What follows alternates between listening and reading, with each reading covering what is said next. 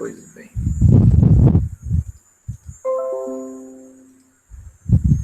Pessoal, na aula passada, nós conversamos a respeito de teoria geral do controle de constitucionalidade, né? Nessa aula, nós vamos adentrar em centralizar mais a temática, para que vocês compreendam de forma melhor, para quando for em controle de constitucionalidade em espécie, se vocês estiverem vendo as ações de controle de constitucionalidade, fique mais simples para vocês compreenderem, né? Conforme os alunos forem chegando, já vou aceitando aqui. Pronto. Lidiane, já aceitei. Então, qual a ideia central de nós entendermos, estudarmos controle de constitucionalidade? A aula passada nós falamos de teoria geral, né? Demos um voo panorâmico para poder entender melhor, né? A ideia de controle de constitucionalidade, como nós falamos na aula passada, está ligada à supremacia da Constituição, né? Sobre todo o ordenamento jurídico. Todo o nosso ordenamento jurídico está sujeito à supremacia constitucional e respeito a essa supremacia, né? E também à rigidez constitucional e proteção dos direitos fundamentais. Rigidez constitucional no sentido de modificar a própria Constituição. Ou seja, nós temos uma Constituição com processo de modificação mais demorado, mais complexo, além de uma proteção de direitos fundamentais. Ora, se nossa Constituição, sua base é ligada a vários direitos fundamentais, direitos sociais, direitos das mais variadas formas, que são direitos fundamentais em essência, necessariamente nós precisamos de um controle, né, um controle de constitucionalidade de normas que seja efetivo, né, que tenha efetividade, que funcione. Então, nós precisamos, com esse controle de constitucionalidade, há a necessidade de um escalamento normativo, né? Esse escalamento normativo, esse escalonamento normativo, digo, né? Tem a Constituição no seu ápice, né? Diante dessa rigidez constitucional e diante dessas proteções que a própria Constituição passa aos direitos fundamentais, né? O controle de constitucionalidade, então, se configura como uma garantia, e guardem isso, né? Ele é uma garantia de supremacia de direitos e de garantia desses direitos fundamentais, né? Previstos na Constituição, além deles se configurarem, né, em limites do poder do Estado, né? São parte da legitimação do próprio Estado. O próprio Estado busca legitimação de suas atitudes, de seus atos e seu poderio na própria Constituição. E o controle de constitucionalidade faz esse stop para o Estado. Porque muitas vezes, na feitura de leis, no processo legislativo, as leis, os atos normativos legislativos próprios podem causar desconforto na harmonia constitucional, na harmonia entre os poderes, na harmonia estrutural do Estado, né? Então, a própria Constituição, as próprias normas que tem na Constituição determinam seus deveres, tornando possível o processo democrático em um Estado de Direito. Estado de Direito esse que é a sujeição de nós, cidadãos, de nós, seres viventes do Estado, à própria norma. E qual seria o conceito, professor, de constitucionalidade? Né? Controlar a constitucionalidade significa verificar uma adequação, uma compatibilidade de uma lei ou de um ato normativo com a Constituição, verificando seus requisitos formais, como é que ele é feito, em sua estrutura, e materiais, em seu conteúdo, né? Dessa forma, o sistema constitucional brasileiro, somente no sistema constitucional brasileiro, no nosso, né, somente normas constitucionais positivadas podem ser utilizadas como paradigma para análise da constitucionalidade.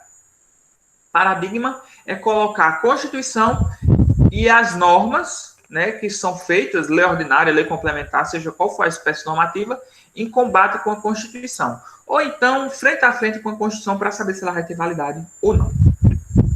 Para nós fazermos a análise de constitucionalidade de leis ou de atos normativos estatais. Isso é o que nós chamamos de bloco de constitucionalidade, né? E prestem atenção nesse significado de bloco de constitucionalidade, que pode vir a ser uma questão da nossa segunda avaliação parcial, né? Na análise de constitucionalidade das leis, e nós fazemos os pressupostos ou requisito de constitucionalidade das espécies normativas, nós observamos as espécies normativas do artigo 59. E quais são, professor, as espécies normativas do artigo 59? Vamos dar uma analisada aqui nas espécies normativas do artigo 59. E observem, pessoal, toda e qualquer análise que vocês vão fazer de legislação, como vocês estão vendo aqui na tela, olhem o site do Planalto. Olhem o site do Planalto, que é o site mais atualizado, né? É o site que tem as alterações legislativas colocadas em tempo real e evita que vocês pequem por desatualização, né? Vejam bem, quando eu faço análise de processo legislativo, né, ou então análise de constitucionalidade das leis, vocês me questionam, professor, eu analiso o que com a Constituição? O que é que eu coloco de frente com a Constituição? E aqui nós observamos, o artigo 59 da Constituição bem explicita que o processo legislativo compreende a elaboração de emendas à Constituição, leis complementares, leis ordinárias, leis delegadas, medidas provisórias, decretos legislativos e resoluções, né? No parágrafo único, lá bem coloca, lei complementar disporá sobre elaboração, redação, alteração e consolidação das leis. Ou seja, se eu tiver que fazer uma redação, alteração ou consolidar as leis, eu faço uma lei complementar. Professor, mas eu não sei o que é lei complementar, lei ordinária, lei delegada, etc. Tenham paciência. Vocês vão ver isso em Direito Constitucional, salvo engano 2, onde vocês vão ver processo legislativo, ok? Então, enquanto isso, vocês vão ficar mais calmos. Então, nós temos que fazer análise da Constituição frente às espécies normativas, analisando seus critérios e seus requisitos formais e materiais. O conteúdo dessas espécies normativas deve estar de acordo com a Constituição. E a forma também.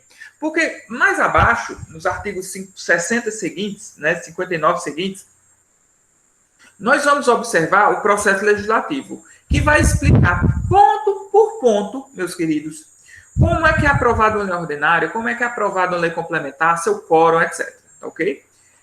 Professor, mas eu queria me aprofundar. Para você se aprofundar em processo legislativo, eu aconselho vocês a fazerem a leitura, não é, dos regimentos internos das Assembleias Legislativas dos Estados, das Câmaras de Vereadores e do Congresso Nacional. Todos os processos legislativos estarão lá. De forma que vocês vão complementar o estudo, né? E quem, porventura, for fazer um concurso de uma Câmara Municipal, de uma Assembleia Legislativa, ou então do Senado ou da Câmara dos Deputados, já vai ter uma preparação mais aprofundada estudando esses regimentos internos. O artigo 5º da Constituição, no inciso 2º, lá bem diz que consagra-se o princípio da legalidade, ao determinar que ninguém será obrigado a fazer ou deixar de fazer alguma coisa, senão em virtude de lei. E vocês bem observam isso em direito penal. Vocês estudam muito as principiologias do direito penal, né? E o princípio da legalidade, o princípio da anterioridade, bem explicita isso, né? Porque no direito penal, que ninguém será punido por leis em fato anterior, que deixar de ser tipificado por crime, ou ninguém será punido sem lei anterior que o defina, o fato do tipo penal, né? Então, a legalidade que nós falamos aqui é voltada para a forma.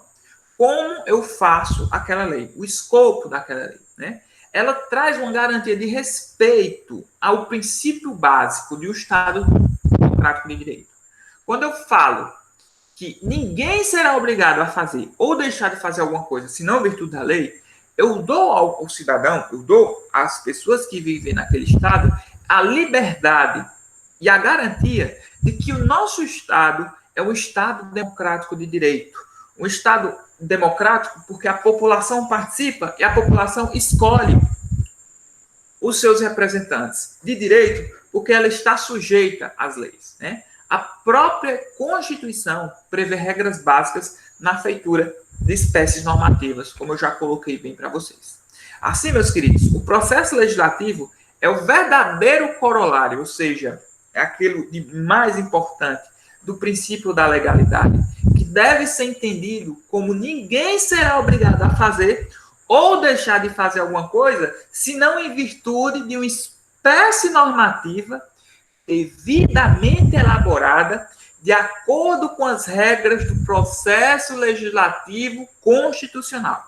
Artigo 59 a 69. Dando uma leitura do artigo 59 a 69, nós observamos que nós temos o artigo 60, que fala da emenda à Constituição. Nós temos o artigo 61, nessa subseção terceira, que fala das leis, não é? Explicita que a iniciativa de leis complementares e ordinárias cabe a qualquer membro, comissão da Câmara dos Deputados, Senado, Congresso, etc. Né? E aqui vai do 61 até o artigo 69. Né? Então, vocês observem, façam uma análise, um estudo de lei seca, observando cada dessas espécies normativas. O professor vai ser cobrado em prova? Não, não vai ser cobrado em prova, porque não é conteúdo ainda de Direito Constitucional 2. Vocês estão vendo Direito Constitucional 1. Então, não é cobrado em prova. Mas o que vocês devem observar? Observar que esses artigos 59 a 69 são em essência, o princípio da legalidade posto em prova, em que ninguém vai ser obrigado a fazer algo, né, ou deixar de fazer alguma coisa, senão em virtude de lei. Mas é só em virtude de lei? Ora, se a lei, professor, não é aprovada no quórum mínimo, que é determinado pela Constituição, ou se a lei trata de um assunto que não é de sua competência, não é? Então, essa lei não respeita os requisitos formais da Constituição. Então, eu não cumpro essa lei. Porque eu não sou obrigado, a própria Constituição diz que eu não sou obrigado a fazer ou deixar de fazer alguma coisa, senão em virtude da lei, de lei. Aí você faz uma complementação, porque você, quando estuda você é estudante, você é universitário aqui da Unileão, você não faz só essa análise rápida. Você faz o quê? Senão em virtude da lei, mas não só a espécie normativa elaborada de acordo com regra de processo legislativo constitucional. Ok? Então, vocês abrem uma mente a partir de agora e façam essa interpretação mais ampla, ok? Assim sendo, meus queridos, a inobservância das normas constitucionais de processo legislativo tem como consequência a inconstitucionalidade formal da lei ou ato normativo produzido, possibilitando, assim, o pleno controle repressivo de constitucionalidade por parte do Poder Judiciário. Não está de acordo com a Constituição, eu lhe afasto. Tanto pelo método difuso, como pelo método concentrado. O difuso, nós já falamos na aula anterior, e o concentrado também nós tratamos do método na aula anterior, mas nós vamos ampliar nas aulas seguintes. Né? Para nós não alongarmos tanto, não é? E seguirmos com o que é determinado pela instituição, principalmente agora, nessa reta final de aulas, eu quero abrir aqui para perguntas se vocês têm algum questionamento.